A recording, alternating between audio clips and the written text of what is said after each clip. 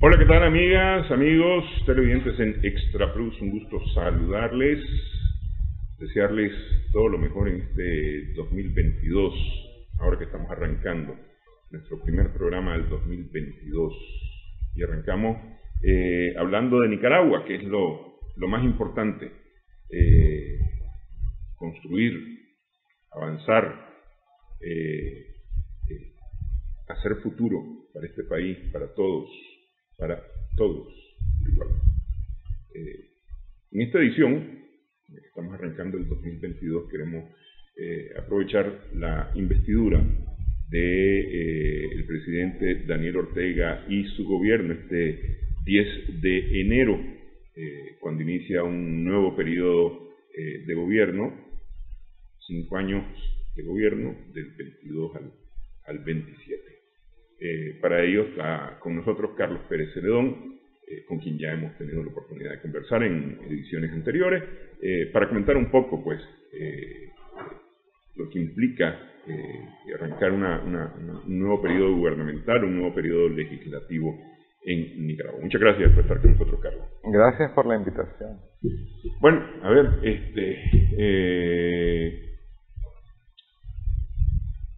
tomó posesión el presidente Ortega, tomó posesión su gobierno para un nuevo periodo presidencial, el cuarto periodo consecutivo del presidente Ortega, el segundo periodo consecutivo con Rosario Murillo como su vicepresidente,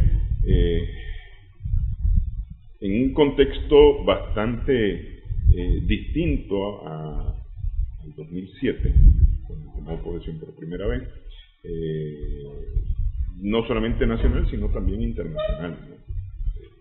Por decir alguna cosa, cambiaron las relaciones diplomáticas de Nicaragua en varios aspectos, ¿no? Y tenemos todo lo que ha ocurrido del 2018 para acá, que cambia totalmente el contexto nacional, ¿no? El presidente Ortega, en su discurso de inauguración, prácticamente le achaca a los Estados Unidos la situación de Nicaragua, la situación política principalmente de Nicaragua. Él dice que Estados Unidos promueve el terrorismo en los países y lo disfraza de lucha por la democracia y por los derechos humanos. Antes de entrar al programa mencionamos el caso, por ejemplo, de Kazajstán, el caso de Ucrania. ¿Cómo ves las cosas? Bueno, mira, como decís, ya he estado en este programa muchas veces y mis temas son bastante recurrentes. Si me seguís en Facebook, pues habrás visto que no soy, como dicen, monedita de oro. Yo no le gusto mucho a la gente, ¿verdad? Pero no es el objetivo. La verdad es que nosotros tratamos siempre de ser objetivos, valga la redundancia, ¿no? Y en este caso, pues, te comentaba también antes de entrar al programa que el problema de a veces estas verdades incómodas es que se te revierten de alguna manera, por un lado, y por otro lado, de que no es tan importante que sea cierto o falso lo que se dice, sino qué vas a hacer con el problema que tenés en las manos. ¿Me explico? O sea, igual, o sea, cuando surge el Frente Sandinista de Liberación Nacional, en su oportunidad histórica, se hablaba de que era un grupo terrorista patrocinado y financiado desde afuera por el bloque comunista. El comunismo andaba tratando de destruir la democracia mundial, y eso pues de alguna manera era verdad también, como es verdad que los norteamericanos y como cualquier potencia global o regional hace uso de sus mecanismos de fuerza para proteger o hacer valer sus intereses. Eso está dentro de una normalidad que no necesariamente es aceptable o justa, pero es normal, desgraciadamente, ¿ves? Entonces, ¿qué hacemos con eso? Pero justamente esa normalidad es la que critica el presidente Ortega en su discurso. Dice, no podemos seguir de esa manera, dice. No deberíamos de seguir de esa manera, pero el problema de Nicaragua no es tanto, y hay que enfocarse en el problema de Nicaragua, no es tanto, o más bien el problema de Nicaragua, y lo decíamos cuando hablamos de la cultura política, es esta búsqueda permanente de una legitimidad externa esta búsqueda permanente de un apoyo de alguna potencia con la que nosotros queremos congraciarnos para poder manejar nuestro país. Y eso es histórico. Eso no es el Frente Sandinista, no es la oposición actual. Eso fue lo que provocó que en algún momento viniera William Walker a Nicaragua, pues. ¿Verdad? Esa búsqueda permanente de apoyos externos cuando no logras consolidar el apoyo interno. Entonces, al final, esto viene siendo un problema de una falta de visión de grupo, de visión de sociedad, decíamos la vez pasada. Nosotros todavía andamos, esto yo lo comenté en tu programa, uno de tantos, en un pensamiento cuasi feudal, incluso en algunos aspectos tribal. O sea, somos clanes, somos grupos, todavía no hemos terminado de consolidarnos como una sociedad unitaria. Y entonces, eso nos dificulta a nosotros desarrollarnos como país, porque el Estado es una cosa ajena a la sociedad y no la representación jurídica de la sociedad. Entonces aquí hay un problema de comprensiones, ¿ves? Sí es cierto que las potencias externas siempre van a mover sus hilos dentro de los países. Eso es un juego que se da aún a ese alto nivel entre ellas, espionaje entre Rusia y los norteamericanos, Norteamérica espiando a los alemanes, ¿te acordás? El escándalo que tenían intervenidos en los teléfonos de la Merkel y toda esa gente. Entonces, ese es un fenómeno real. O sea, no es que sea falso, pero denunciarlo o comprenderlo o reconocerlo, en principio, no resuelve nuestro problema. El problema de la falta de cohesión y de la falta de visión de conjunto, de integración como sociedad y por ende de tener un Estado funcional. Ok, te pregunto en dos partes. ¿Necesitamos ese reconocimiento foráneo? Mira, somos sujetos de derecho internacional.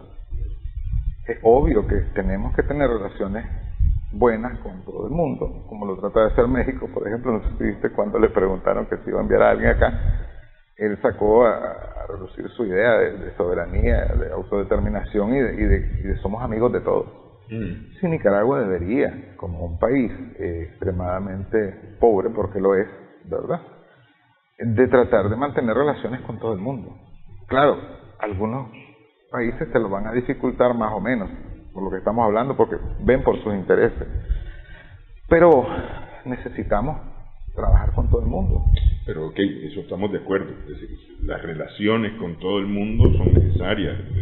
Vos no te puedes aislar, al final de cuentas perteneces a una sociedad, perteneces a una sociedad global. Sí, perteneces a eso, perteneces a este planeta, no está aislado de este planeta, entonces a fuerza necesitas relacionarte con el resto de la gente, ¿no? Pero necesitas la aprobación de ese o la aprobación foránea para poder funcionar. No necesitas la aprobación. A ver, hay otra cosa que te lo pregunto porque básicamente eso es lo que le ha ocurrido a Nicaragua, que ha recurrido en los conflictos de poder, ha recurrido a buscar esa aprobación, a buscar la aprobación, y entonces que aquel venga a imponer al final de cuentas lo que yo quiero que se imponga. A ver, esto es un tema de derechos y obligaciones contractuales. Nosotros tenemos contratos internacionales, nosotros firmamos tratados, acuerdos, convenios, pero lo firmamos como país, no como gobierno. ¿Qué es lo que te decía? Esa falta de visión de Estado. Entonces, el Estado ha firmado acuerdos con diferentes organismos regionales y somos miembros y nos comprometemos como Estado a cumplir ciertas reglas, disposiciones. Y entonces, desde esa perspectiva, por ejemplo, tenemos el acuerdo se me escapa el ADA, se me escapa cómo se desglosa, de asociación, el acuerdo de asociación con la Unión Europea. Hay unas cláusulas. Entonces, si vos no cumplís esas cláusulas, pues estás violentando el acuerdo que suscribiste como país. Tenemos la Carta Democrática de la OEA y nosotros lo firmamos como país. Entonces, si ellos consideran como colectivo que nosotros no estamos cumpliendo con esas disposiciones, pues aplicarán las disposiciones que dice la Carta Democrática que tienen que aplicar. Bueno, malo, positivo, negativo, eso ya es subjetivo de cada grupo, de cada persona, ¿no? ¿Cómo lo vas a valorar? Pero ahí está. Pues si yo firmo un acuerdo con vos, ya tipo, para que lo entendamos mejor tu audiencia, y vos incumplís, yo te puedo demandar para que cumplas, o romper el acuerdo. Entonces, de eso se trata, pues, o sea, tenemos que respetar la juridicidad, la legalidad de las cosas que suscribimos, y ese reconocimiento de lo legal es lo que te da la legitimidad internacional.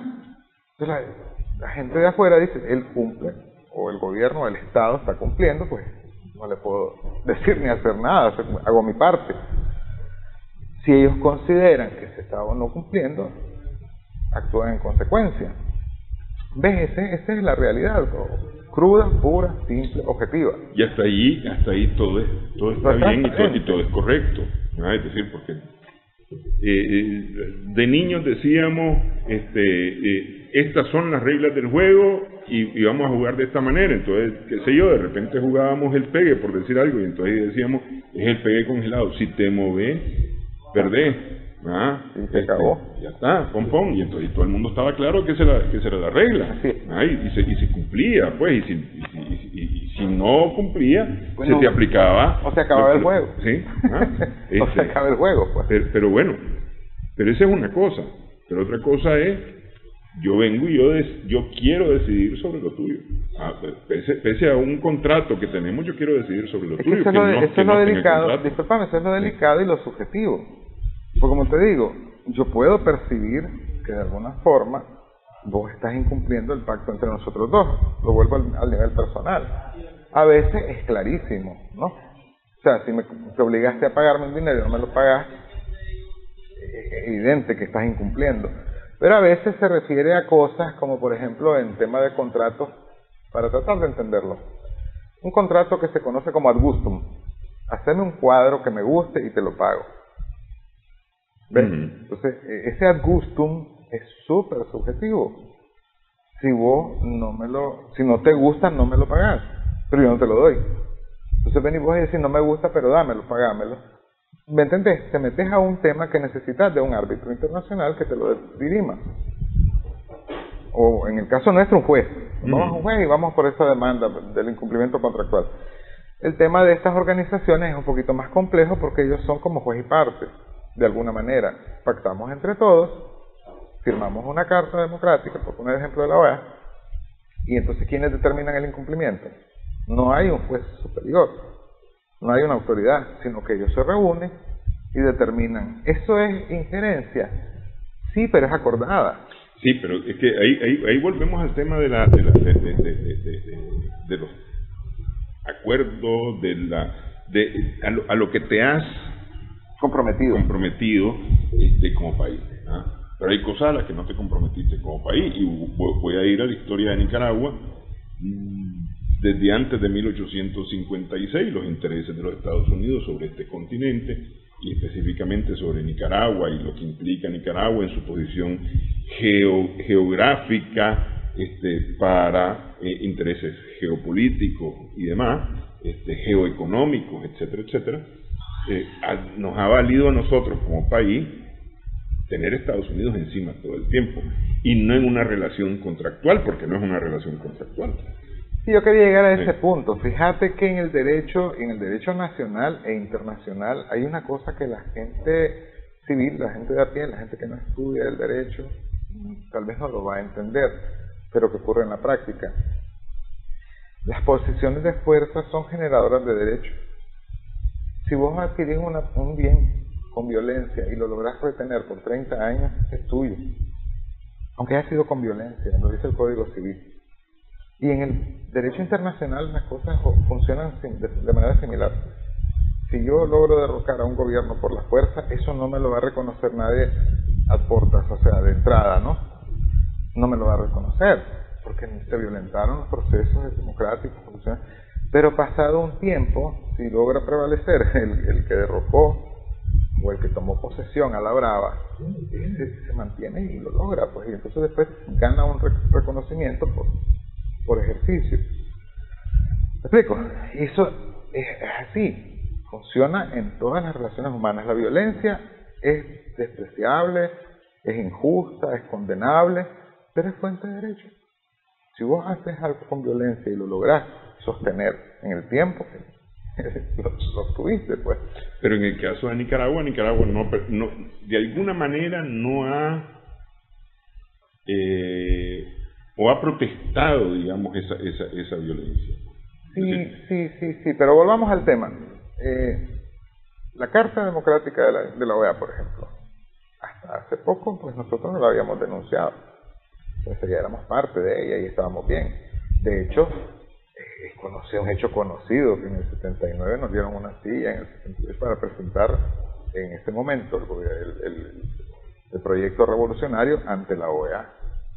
Alguien nos prestó una silla, nos sentamos, o sea, nosotros reconocemos a la OEA como parte de nuestras estructuras jurídicas regionales y hemos hecho uso de ellas en un caso y en otro caso y en un tercer caso. Incluso hay una carta donde Somoza dice que se va porque siguiendo las orientaciones de sus compañeros de la OEA, ¿verdad? Entonces, sí, pues, o sea, es creada bajo la hegemonía o égida norteamericana para proteger los intereses norteamericanos, pero nosotros somos parte de este hemisferio, de esta parte del mundo donde realmente nuestra vinculación es casi inevitable, pues, y como te digo, igual pasa con lo de la colonia.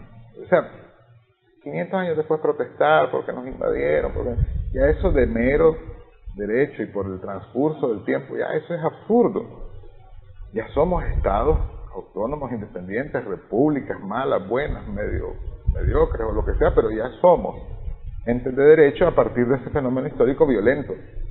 Es un buen ejemplo de lo que te estaba explicando. Eso al final de cuentas así quedó. Sí, no, pero yo lo que voy y fíjate que no es tanto lo EA, pues, porque como decíamos, pues hay relaciones que son contractuales, son de mutuo acuerdo. Vos aceptaste, es decir, lo que decía yo de los juegos infantiles, vamos a jugar con estas reglas, ¿no?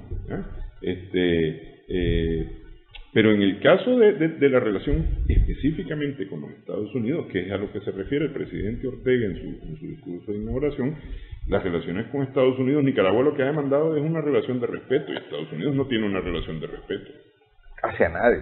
Sí. Pero es que es eso, te digo, ok, él es así, no pues, romper relaciones, no transes con él, no hagas ningún negocio con él, ya está. Podés hacerlo. Eso es lo que pasa. Ok, pero eso me lleva a mi siguiente pregunta, que lo voy a dejar para después de la pausa, es, ok, rompes con Estados Unidos, lo que no va a evitar que Estados Unidos se siga inmiscuyendo en tus asuntos, porque se va a continuar inmiscuyendo en tus asuntos, porque está emberrinchado, por decirlo muy popularmente, con nosotros, ¿no? Por lo que sea. Pero a fuerza tenemos que contar con los Estados Unidos. Dejo la pregunta para después de la pausa, regresamos en breve, estamos sumando víveres.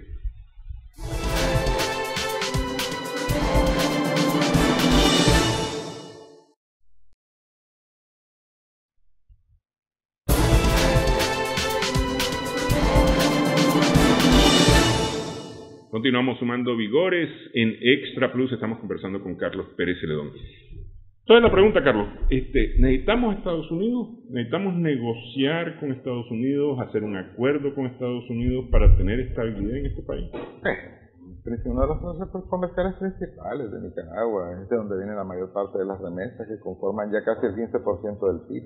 O sea, es casi obvio que necesitamos, pero además se han deteriorado las relaciones, pero hasta hace poco, 18, las relaciones eran bastante buenas. O sea, vos tenés que no podés perder de vista los intereses geoestratégicos, que no geopolíticos, geoestratégicos, que tampoco son muy económicos, de los Estados Unidos con nosotros, con la región. El narcotráfico, el control del narcotráfico, el tráfico de inmigrantes y un poco la economía de los inversionistas que están por acá y ese intercambio comercial. Esos son los 3 puntos de conversación que se han manejado muy bien hasta la fecha. Nicaragua es un muro de contención para la cuestión del tráfico de personas y de la misma narcotráfico y las relaciones comerciales se mueven todavía en un nivel aceptable, bueno. Entonces esos son los ejes de negociación, o sea, volver a retomar eso y entonces qué es lo que ellos están demandando para que eso se sostenga.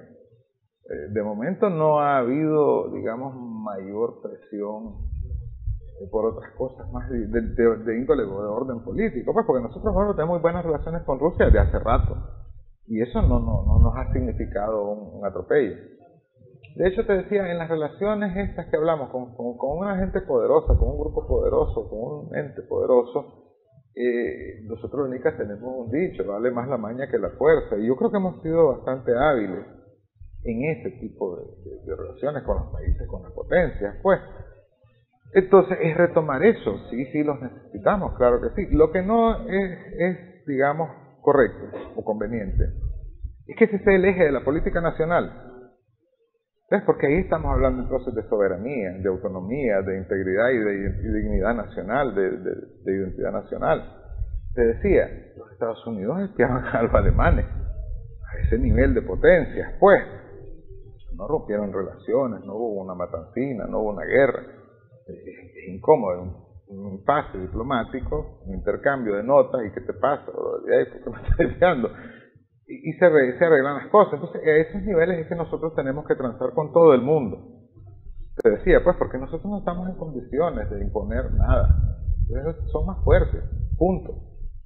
Tienen suficiente poder para hacer lo que quieran. No solo con nosotros, lo hacen con estos finanzas. Entonces, tenemos que sabernos manejar.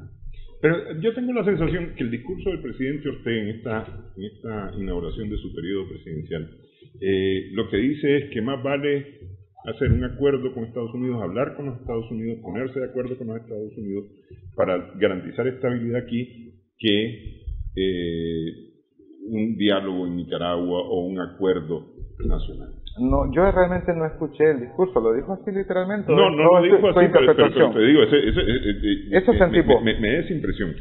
Pues mira, es lo que a eso acabo de referir. Sería un error creer que el tema es: me arreglo con los gringos y se compone todo. Porque, volvamos, si la sociedad no percibe al Estado como su identidad, su imagen jurídica, si yo no me siento parte del Estado, si yo no siento que el gobierno está formando parte de toda esa estructura jurídica correctamente, entonces esto es bíblico. La casa dividida no prevalecerá.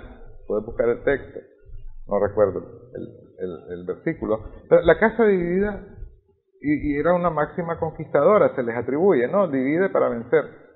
Mientras un país esté en una situación de polarización interna, va a tener problemas de gobernabilidad, va a tener que recurrir a las fuerzas del orden para mantener el orden donde no debería, porque eso ejerce presión sobre la gente, te sentís agobiado, y entonces necesitamos encontrar el mecanismo para dialogar a lo interno de los nicaragüenses, entre los y las nicaragüenses, para no tener que recurrir afuera. O sea, hacia afuera tenemos que hablar como bloque.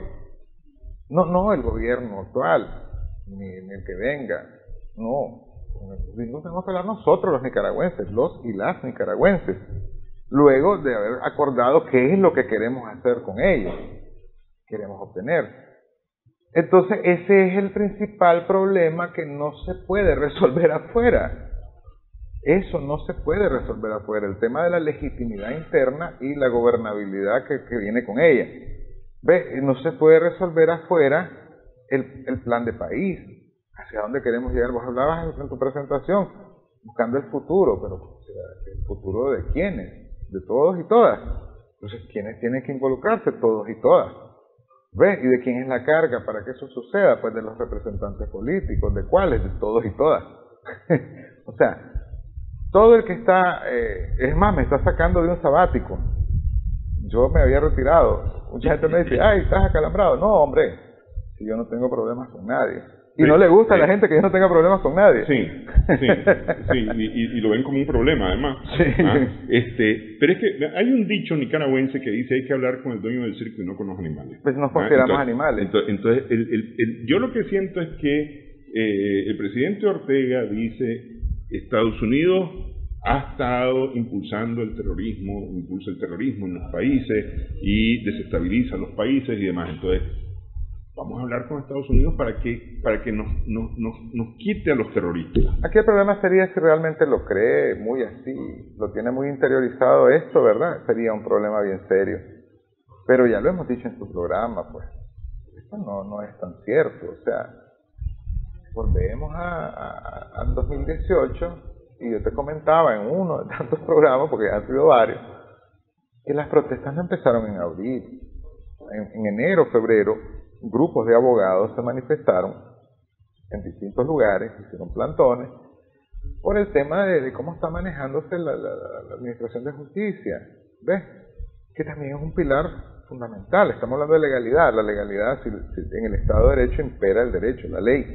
Entonces, si el sistema jurídico es percibido por los operadores, por los abogados, como insuficiente, como incompetente, como malo, pues el país no puede caminar bien, porque eso es lo que establece las normas de convivencia, lo que te estaba diciendo del contrato. Pues si yo tengo un problema contractual con vos, yo voy al tribunal, voy al juzgado y lo resuelvo, pero si el juzgado lo resuelve de forma anómala o mal o no lo resuelve, entonces el problema persiste y esos problemas están acumulando. Y son problemas que aparentemente son personales, pero están creando todo un clima. De tal forma que en enero-febrero se dieron estas primeras manifestaciones de abogados. No tenían nada que ver con terrorismo, ni con nada, ni nadie les estaba pagando. Pues eran profesionales que se sienten incómodos en el ejercicio de su profesión porque no ven bien cómo está manejándose.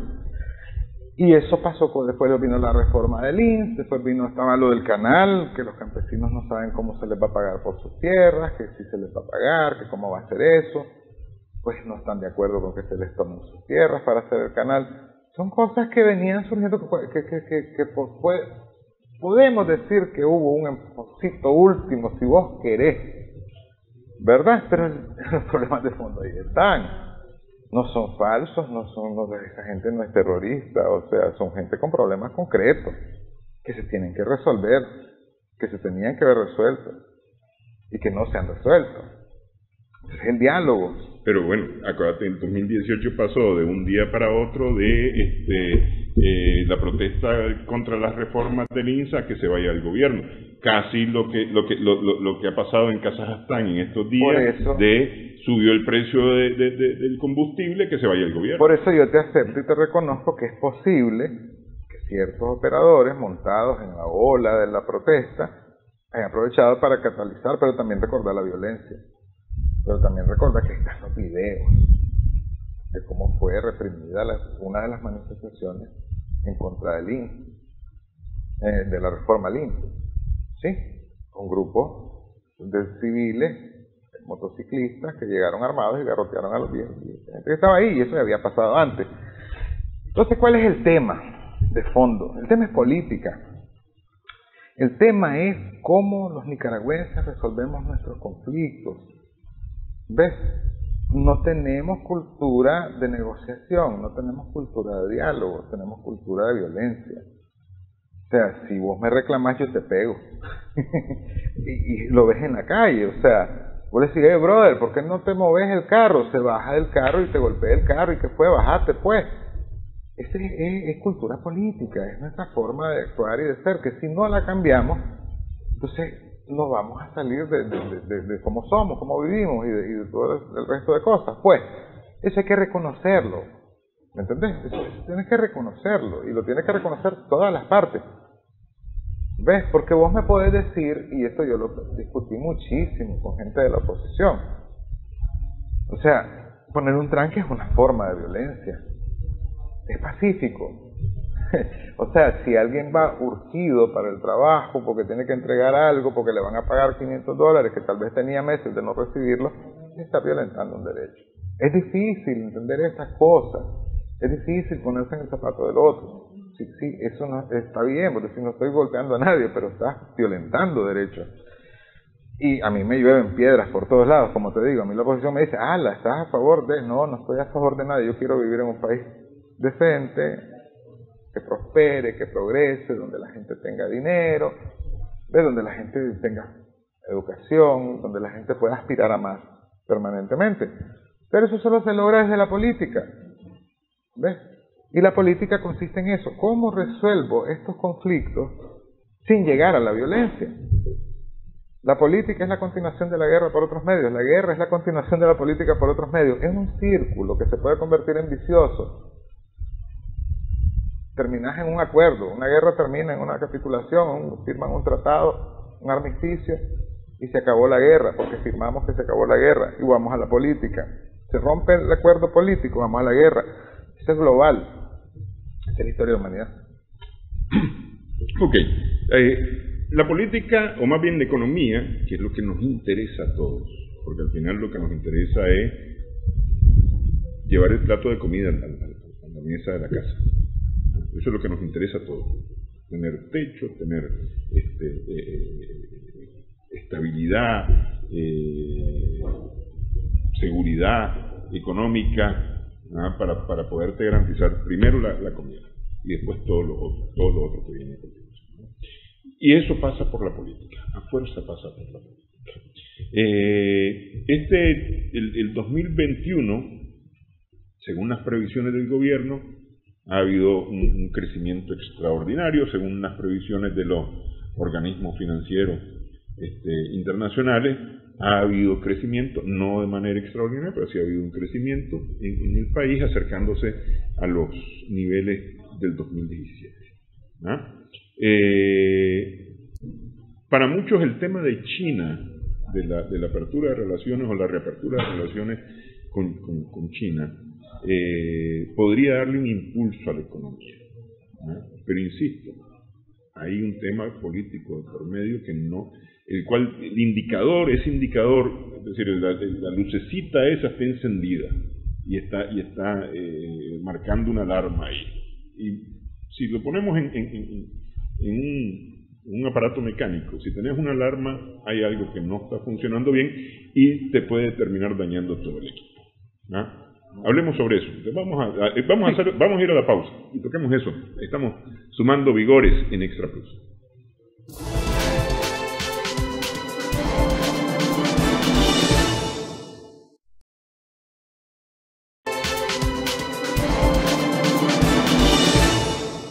Continuamos sumando vigores en Extra Plus.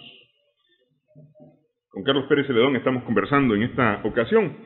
Carlos, a ver, esto de China, ¿no? Hay quienes están apostando, te decía, a que China puede dar un espaldarazo importante financiero. Está la ruta de la seda, hace 4 años, 5 años, anunció China este proyecto de ellos, que en África ha tenido se ha ampliado, ha llegado a varios países africanos, en los que se está trabajando principalmente el tema de infraestructura, ¿no? para estos países africanos, a cambio de lo que China requiere, ¿no? En América ha sido un poco más tímida esa entrada de China. Sin embargo, en la CELAC, en la reunión de México el año pasado, el mensaje del presidente chino, por encima de cualquier otro personaje, sorprendió, me parece. Sí, mira, el tema con China es complejo como todo lo que estamos viviendo, porque mira, a primera vista pareciera, y podría ser muy magnífico, grandioso, usa cualquier palabra superlativa, ¿no? Tremendo, maravilloso, 1.000 millones y pico de personas, 1.200 millones de personas, un mercado, pero llega un punto en el que vos decís, ¿y qué puedo cubrir yo de ese mercado con lo que yo produzco? Ahora, compran lo que yo produzco. Ahora, ¿qué tanto cuesta enviar lo que yo produzco? ¿Qué tan interesados pueden estar ellos en ayudar a recibir eso que yo les puedo enviar? En las cosas comerciales no hay mucha emotividad, ¿ves? Y no hay mucha ideología, es pesos y centavos. Entonces, igual nos pasa con Rusia, igual nos pasa con todos esos países que están al otro lado del charco, o sea, el charco es grande. Enviar, traer es carísimo, es difícil. Estados Unidos está ahí nomás, El Salvador está aquí nomás, nuestros socios comerciales por la cercanía, Costa Rica. Entonces puede ser, claro, interesante, atractivo, pero habría que ver cuáles son los ámbitos de interés y cuáles son estos productos que nosotros podríamos intercambiar con ellos.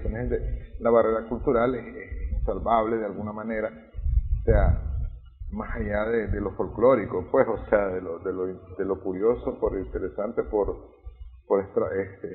es extravagante, de las extravagancias de ambas partes, ¿verdad? Pues sí, pues sería bueno, pero eso, mezclarlo con otros intereses ya geoestratégicos de tipo político-militar, podría significar un riesgo enorme para nosotros. Estados Unidos ve a China como un rival de peligro, no desde una perspectiva ideológica, sino comercial, sino económica, ¿verdad? Para los norteamericanos, que pretenden ser los hegemones globales, la primera potencia mundial, y que no los saquen de ahí, que nosotros nos metamos a ese pleito en esa línea, con un discurso anti-norteamericano, y jugando este juego de acercarnos para ver desde otro punto que no sea el puramente comercial, puede ser un peligro aunado a todo lo que veníamos hablando, ¿verdad? Pero a ver, porque puede quedarse a ver, se firmaron varios acuerdos este lunes, ¿no? Según el anuncio del gobierno de Nicaragua. Un acuerdo para el entendimiento político entre las dos, o la comunicación política entre las dos naciones, un acuerdo para el tema de la ruta de la seda, justamente, y otro acuerdo para el libre visado para misiones oficiales, ¿no? Misiones oficiales. Yo no sé si eso se hizo de la misma manera o parecido en Panamá, en Costa Rica y en El Salvador. Es una apertura, Néstor, es una apertura. Todavía estos son prolegómenos preliminares, como una introducción, un prólogo a las relaciones que no existían pues hasta ese momento. Entonces, son cuestiones protocolarias que todavía no significan gran cosa. Pero te digo, yo no sé si eso se hizo en esto de esa manera en estos tres países, pues Panamá, Costa Rica y El Salvador, que son los que tienen relaciones con la República Popular China. Sí, primero son los acercamientos, eso va a durar su tiempo, ojalá que si va a haber intercambios comerciales pues ocurran pronto. No, pues, pero entonces mi pregunta es, ¿por qué nosotros sí somos un problema y Panamá, Costa Rica y El Salvador por las otras tres cosas que te comentaba, aparte del histórico también, pues. Pero es que yo lo veo así. A ver, vos decís que vos no vas a negociar conmigo. Bueno, voy a negociar con este man. Pero te planteé en ese momento que dijiste eso, entonces rompes conmigo. Ese es el punto de peligro. Porque acabate que aquí lo que hay es una espada de Damocles diciendo te voy a quitar el Tratado de Libre Comercio. Exacto. Voy a prohibir tu Exacto. Si esta cosa va a significar la ruptura de la otra, vámonos a lo popular. El mono se suelta de una rama hasta que agarró bien la otra. Si no se cae. Eso es así. Entonces, si nos cortan el Tratado de Libre Comercio, el de Recastel, ¿verdad? Y no amarramos nada con China, nos vamos a ver una situación difícil. Sí. Entonces, mientras no se haya amarrado con China, bien, algo pues, nos conviene, y no sé si esto ha sucedido o no sucedido. Estamos hablando en términos así como abstractos, ¿no? Abstractos como lo vería yo como estadista, como gobernante, ¿no? Como político. Porque yo te digo, a ver, ¿qué ha significado para Costa Rica la relación con China? Ha significado inversión en infraestructura principalmente. Pero claro, pero es lo que te decía, si vos tenés buenas relaciones con todo el mundo, ellos no han tenido ningún problema con los norteamericanos por establecer relaciones con China. Pero, por ejemplo, Bukele está dándole un perfil casi político a la relación. Sí, pero hay roces. Bukele viene y dice, ellos no nos están pidiendo nada a cambio.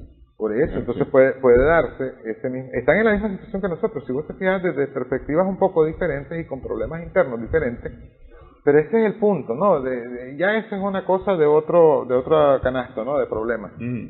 Este tema de las relaciones comerciales, de los conflictos entre las potencias, qué tanto nos conviene ir a meternos ahí, cómo vamos a salir si nos metemos mucho. Vos sabes, están peleando dos animales grandotes y vos andás ahí entre las patas y de repente te machuca uno y ni modo, pues, o sea, va ahí.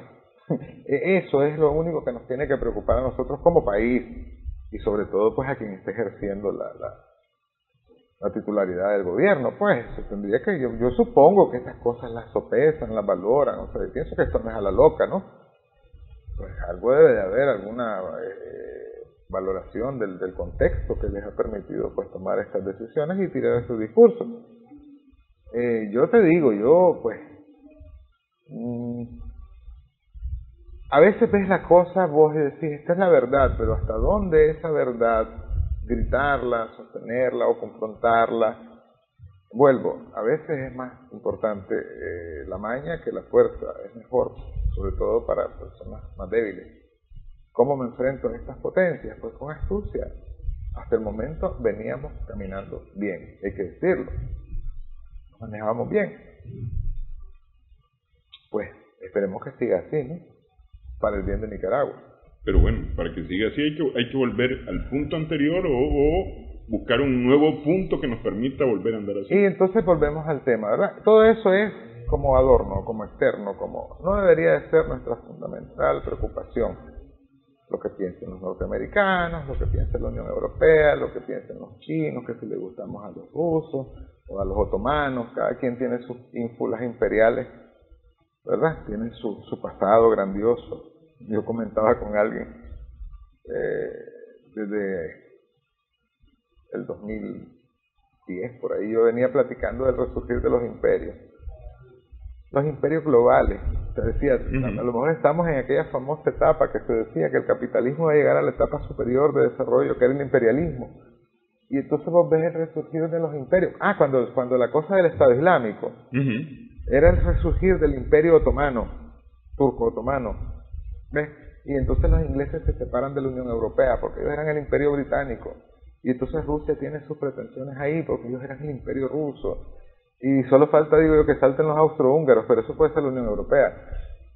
O los alemanes, ¿no? Entonces, en ese contexto global también tenemos que movernos nosotros, ¿entendés? Y atacar al imperialismo como que si fuera una sola persona es tanto como atacar a la dictadura pensando que es una sola persona. Estamos hablando de una cuestión sistémica. Un sistema. Tenemos unos sistemas políticos locales, regionales, globales, que son la expresión de todo eso. O sea, pues digo, el imperialismo, si lo querés ver, es que a esta competencia sin fronteras por la tecnología que existe ahora, ¿verdad? Y entonces solo están compitiendo quién va a encabezar el imperio global que ya existe. Entonces es eso. A nosotros nos interesa metro cuadrado, nuestro puchito aquí. ¿Cómo hacemos los nicaragüenses para, en ese contexto tan convulso y complicado, sobrevivir como grupo? El capitalismo se trata de competencia y compiten los países ahora. Y nosotros tenemos que convertirnos en un país competitivo, en un modelo competidor. ¿Ves? No el que va a la cola viendo si alguien lo jala, porque no te van a jalar. Somos como a esos niveles, es como depredación. Si te caes te comen. O te pasan encima. Te pasan encima y ahí se acabó, brother. Ahí está Haití. Yo siempre como ejemplo Haití. Ahí está Haití. ¿Qué pasa con Haití? Y tantos países en África y en otros lugares, pues en la África subsahariana, da mucho pesar porque son seres humanos. Pero tenés que ser frío en los análisis. A nadie le importan. A nadie le importan. Nos importan y a nosotros mismos como personas ya tenemos estos sesgos. Y te dicen Burkina Faso, ¿qué es eso? ¿Dónde existe eso? Por decirte un nombre de algo. ¿Qué es eso? No te interesa el mundo, no te interesa la gente, te interesa tu bienestar, tu economía. Entonces, para que nuestra economía nos permita vivir decentemente, dignamente y con esperanzas de futuro, tendríamos que articularnos como un equipo, lo he dicho muchas veces, como un país. Y eso pasa por ponernos de acuerdo. ¿Qué país queremos construir? ¿Cómo lo vamos a hacer? Dejar estas pretensiones o estas ideas que ya son tan antiguas, brother. O sea, esto de lo dialéctico, de la contradicción. Hablamos del paradigma de la contradicción. Muchas veces lo hemos mencionado con Adolfo en tu programa. Esa mentalidad de que para que yo logre mi objetivo tengo que extinguir al que no piensa como yo o al que no está de acuerdo conmigo, tiene que desaparecer, si no vamos a extinguirnos todos. Porque es imposible lograr que todos estén de acuerdo con lo que yo quiero. No se puede. Yo no puedo hacer eso y por eso me odian muchos opositores. Yo digo, no puedo obligar a nadie a que piense como yo. Con que piensen me conformo. Ok, vamos a hacer pausa, una última pausa en esta edición. Estamos sumando vigores.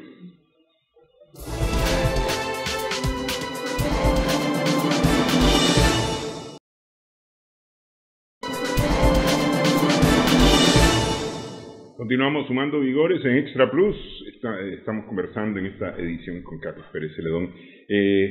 Dice el presidente Ortega que traíamos un buen camino, una buena ruta antes del 2018. E inmediatamente dice borrón y cuenta nueva para avanzar. ¿Qué hace falta para ese borrón y cuenta nueva?